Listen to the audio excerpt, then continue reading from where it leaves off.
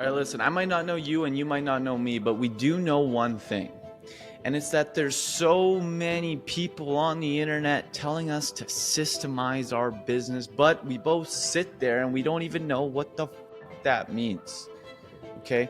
So in this video, I'm going to break down how to actually systemize something in your business, and I'm going to do it by showing you processes inside of our own business that we have systemized. And what I mean by systemizing is creating SOPs for either automations or team members to follow. All right, so here is a full example, real life example, of a standard operating procedure for somebody who is in the marketing role here at Catalyst Holdings. And I'm going to give you this example, but this could apply to a sales role, it could apply to a setting role, it could apply to a CSM role, it can apply to anything, right? Fundamentally, I'm just going to break down how we built this document so you guys can actually understand what you need to do to systemize something, okay? So I always like to start the document off by kind of showing off key resources, right? Like a quick, one-stop shop for the person who is going to be executing this to go and access any and all resources that they may need, right? Now, the second thing here is minimum role expectations. And essentially the way that this is structured is like, hey, if you have to do this. If you do not do this, you will be fired, right? Now, that's obviously not how we manage, but that's essentially the point of these minimum role expectations. If you are going to work with us, you are getting paid to do at minimum this, what you see right here, right? So for example, all partner advertising funnels are built using the SOP for building partner advertising funnels, right? All messages in Slack are responded to during partner response times. All partners are contacted a minimum of 2x a week, right? You hold your team accountable. If you're not doing this, well, then we're going to have a problem, right? Now, the next thing is the minimum required KPIs, right? Failure to meet minimum KPIs will result in punishment.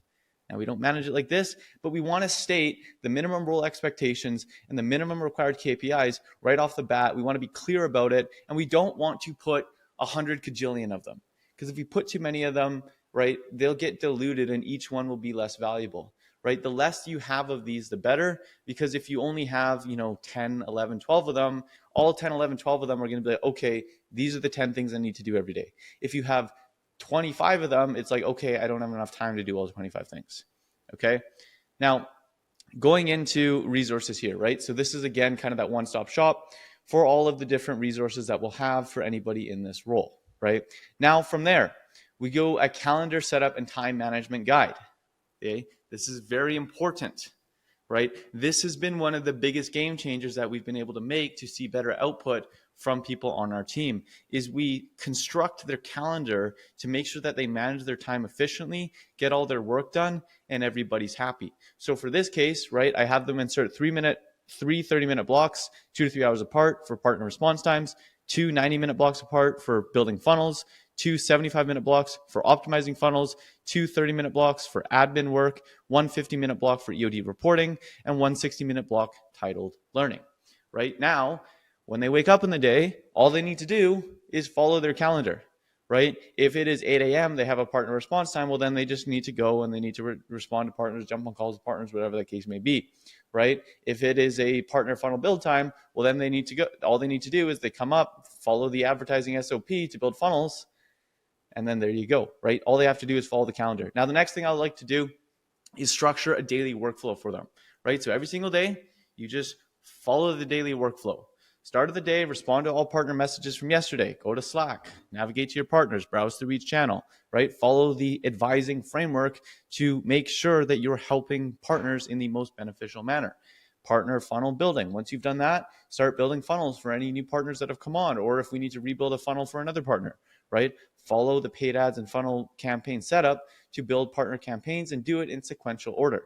Right? Same thing with if you're having any kickoff calls, right? Schedule a kickoff call with your partner, follow this process, right? Ask these questions, have this call agenda to launch your partner's campaign. Same thing with the funnel optimization. When you are in a optimization period, follow this process to optimize the campaigns, optimize the ads, optimize the campaigns, the ad sets, the ads, the funnel. Just follow this process, right? Again, more partner response times over Slack advising, follow this framework. Partner response times during support calls. So if you're having a one-on-one call with your partner, follow the advising call framework, right? Just ask the questions. follow this framework, right? Same with admin work, learning block, daily team meetings, and end of day reporting. At the end of the day, submit your EOD report.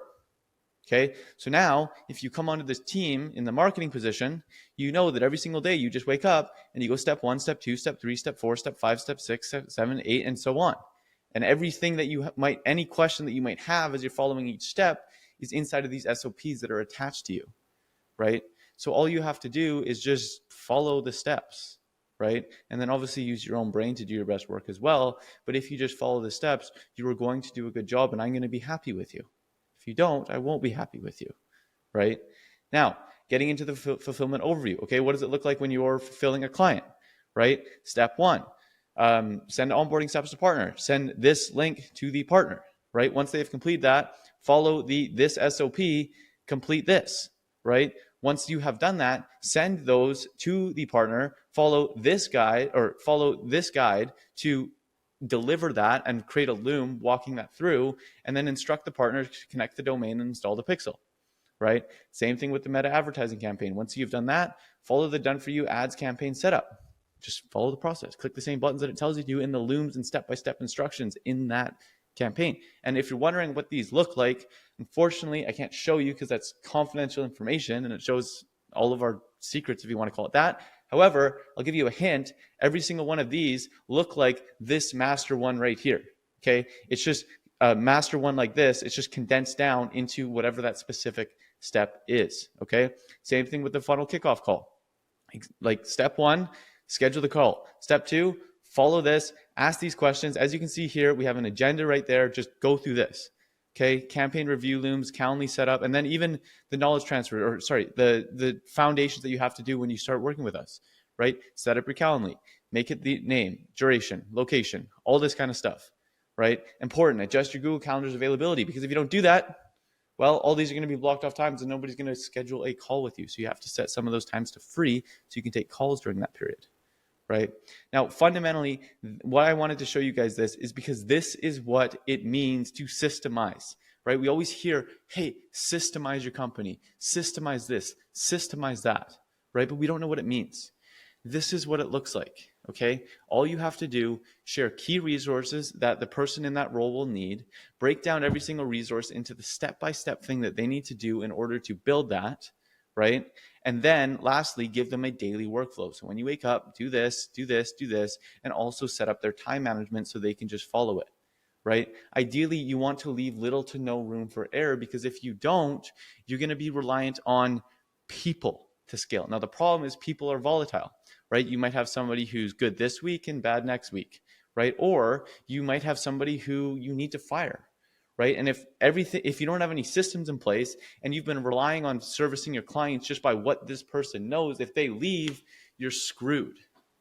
But when you have something like this, if your marketer leaves, for example, you can bring on a new marketer and just have them follow the system.